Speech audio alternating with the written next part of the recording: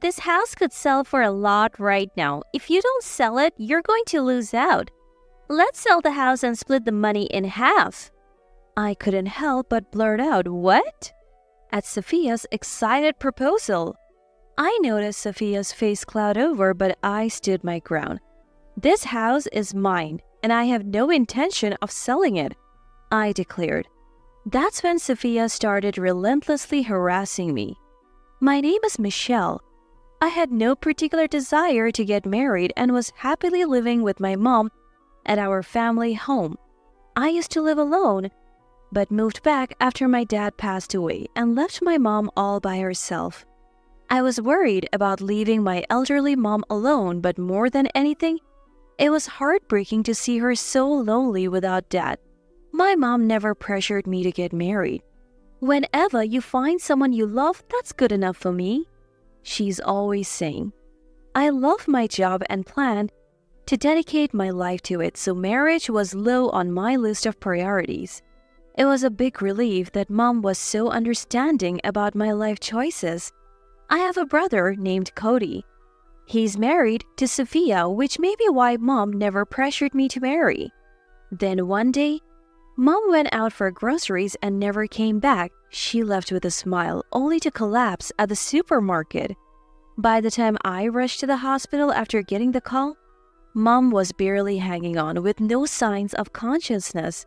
"Please be with her," the doctor could only say. Fighting back panic, I called Cody and Sophia to let them know mom was critically ill. But Cody said he couldn't leave work, and Sophia, who was just at her house nearby, said if Cody wasn't going, she wouldn't either. With mom in critical condition and no one else by her side, I couldn't hold back the tears. Mom had always been kind to both Cody and Sophia. I watched this happen from the sidelines day in and day out. As much as they irritated me, the pain of losing mom overshadowed everything else. "Mom, I'm right here with you." I gently held mom's unresponsive hand. To my surprise, she lightly gripped mine back. Could she still be alive? This flicker of hope was short-lived. Mom passed away. At the funeral, Cody took the role of the chief mourner. Though he cried having missed her passing, I couldn't forgive him for prioritizing work over mom when she was critically ill. And my resentment for Sophia, Cody's wife, intensified. She skipped the funeral saying she had to work. Sophia's job was just part-time at a checkout counter. She could have easily taken a leave for her mother-in-law's funeral, but she chose not to, which infuriated me. However, I knew mom wouldn't have wanted her death to cause friction between me, Cody, and Sophia. Biting back my anger, I attended the ceremony. As for the inheritance, with no will left, I decided to keep the house where I lived with mom. All of mom's hard-earned money went to Cody and Sophia, but I didn't mind. Mom's savings were more like her hobby, and I was content just preserving this house filled with memories. That was until even the house came under threat. A year after mom's passing, Cody and Sophia unexpectedly showed up. We barely kept in touch, mostly around memorial services. When I asked why the sudden visit, they requested to move in. Turns out, Sophia invested mom's inheritance in Forex and managed to accumulate a debt of $50,000. "Oh, we can't afford rent while repaying the debt," Cody pleaded. "I know it's a lot to ask, but can we live here? Otherwise, Sophia and I might end up homeless." Compared to Cody, who would practically beg me as if his life depended on it, Sophia, the root cause of our debt, simply said, "Pretty please?" Her expression was as if it was someone else's problem. I didn't like her attitude but couldn't abandon my own brother Cody. So I agreed. Initially, the cohabitation went smoothly. While Cody and I were at work, Sophia took care of household chores, saving us the time and effort, and for that, I was grateful. Sophia was also a good cook, which made meals something to look forward to. But Sophia continued her reckless spending habits. Before I knew it, she had brought home designer bags and started using the pricey lotions and moisturizers that even I had deemed too expensive. Every time Sophia spent a large sum of money, Cody would blow up, leading to a huge argument between them. And let me tell you, it was super awkward for me to be in the middle of all that. I couldn't help but wonder why Cody wouldn't divorce Sophia given these repetitive issues. Maybe there's something about marital bonds that I wouldn't understand since I'm not married. So I didn't say anything to Cody. Half grateful to Sophia and half exasperated, life went on until one day, the property value of our home skyrocketed. I started getting calls from all corners asking me to sell the house due to impending development. My answer? A hard no. I had no intention of parting with this house, which is filled with memories of my parents until the day I died. But Sophia's attitude took a 180. You know, we can get a good price for this house right now, right? We would be fools not to sell. We should split the money 50-50. I couldn't help but blurt out, what? When I heard her say this, I was angry that Sophia had the audacity to refer to my precious home as this house and suggest selling it so casually. Then, splitting the money like it's no big deal, my feelings were half anger and half disbelief.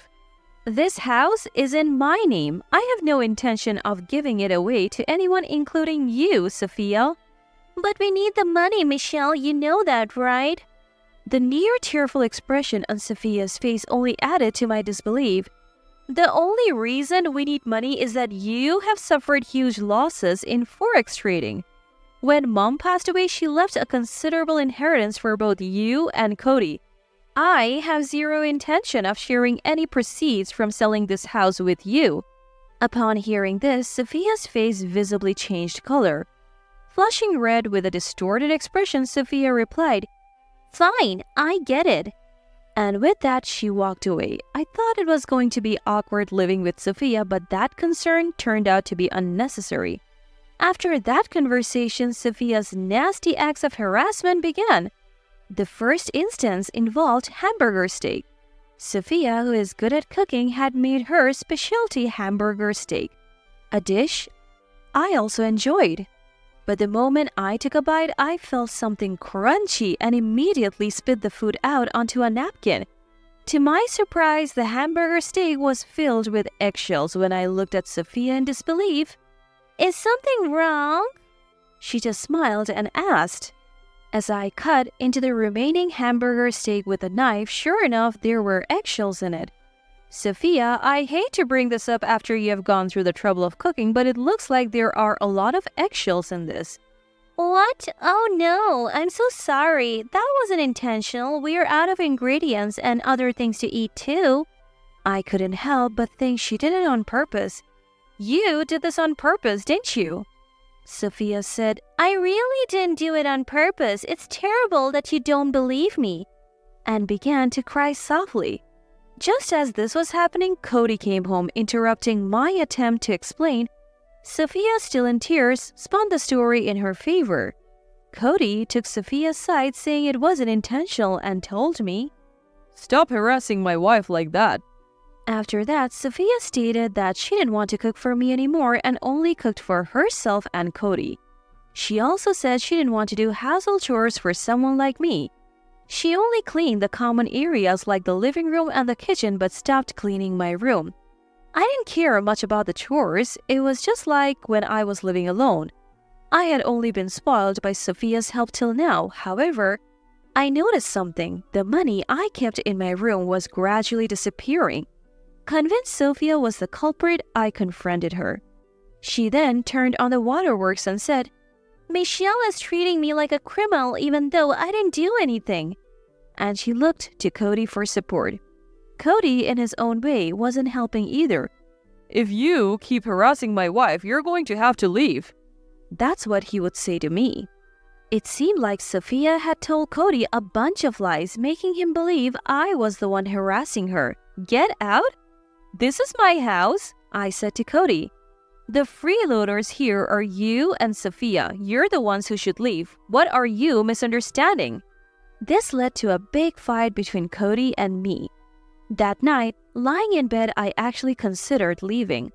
Wouldn't it be easier to leave rather than continue dealing with this daily torment? That's when I remembered Mom, who, despite her aching back, would carefully mop the hallways. The house was built by Walter, who worked so hard. We have to take good care of it, she used to say while making the house shine with her cleaning. As the image of my own mother flashed in my mind, I held back tears and thought to myself, I shouldn't be the one to leave, it should be Cody and Sophia. I acted quickly once I decided to kick them out. I went to an electronics store and bought several high-quality small security cameras. While Cody was at work and Sophia was out, I installed the cameras all around the house. I set them up to prove that Sophia was stealing my money and that I wasn't harassing her as a daughter-in-law. After a few days of recording, I reviewed the footage in my room. Sure enough, I had caught Sophia entering my room and taking money. But I had captured even more shocking things. That evening, I gathered Cody and Sophia in the living room. Sophia, being a drama queen, pretended to be scared of me. Cody, believing Sophia's side of the story, was giving me a cold stare. Ignoring their attitudes, I began to speak. Actually, I had security cameras installed in the house. My money has been disappearing and I suspected Sophia was behind it, so I wanted proof. Here's the footage. I then played the video on my laptop showing Sophia entering my room and taking the money. The moment Sophia heard the word camera, her face turned pale. Cody, shocked by Sophia's behavior on the laptop, was speechless. The footage clearly showed Sophia as the one taking the money, but I wasn't done. I fast-forwarded the video, and there it was. Footage of Sophia entering the house arm in arm with an unknown man. Wait, who is this guy? Cody exclaimed while Sophia burst into tears. It was unmistakable that Sophia was cheating. No, this isn't what it looks like. Michelle, did you fabricate this video? I have heard that video technology has advanced a lot recently. I am not a video editor, and I can't create such high-quality fake videos, I responded. Engrossed in the footage of Sophia and the unknown man, Cody was aghast. Sophia, on the other hand, "Stop the video now!" Sophia screamed at me. Amidst this hellish atmosphere, I spoke clearly. "Please, deal with the infidelity between yourselves. As for living here, I would like you to move out. I can't live with someone who takes money without permission and uses it for cheating." With a straight face, I paused the video. I hand Cody the SD card with the recorded data. "Be out in a month and kick Sophia out immediately," I tell him. Cody, now back to his senses, starts yelling at Sophia. Later, their loud arguments fills the house. "Take your fight somewhere else," I say. Cody moves the scene to a diner. Busy calling in the man Sophia cheated with and her parents, Cody sets the stage for divorce. I hear Sophia will be solely responsible for repaying the debts, and she even gets a payout from the divorce settlement. Sophia is of course taken back by her parents that night. Her parents had seen the video where I was robbed of my money and they handed me some cash. "I don't know if this is enough, but..." they say. I accept it as a sort of restitution.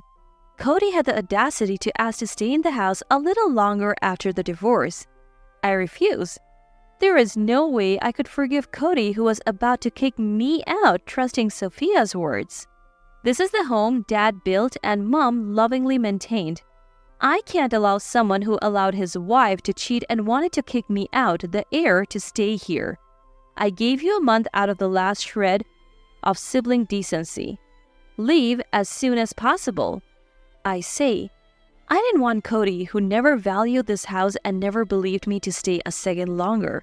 Rejected by me, Cody leaves, and I have no idea what his life is like now. Cody and Sophia divorce, and her parents cover the divorce settlement in a lump sum. Cody manages to get the compensation from the man Sophia cheated with and rents a house far away. I hear that much. As for me, my days return to a peaceful calm without Cody and Sophia. The comfort of having the house to myself is unmatched. In the serene quiet filling the home, I gazed at a memorial photo. Facing my parents' picture, I wonder if this was the right thing to do. I murmur. The parents in the photo only offer me their smiles. It's lonely. But I feel they would approve of what I have done. I still get calls asking if I want to sell this house, but I have no intention of giving it to anyone until the day I die. Until my last breath, I vow to protect this home.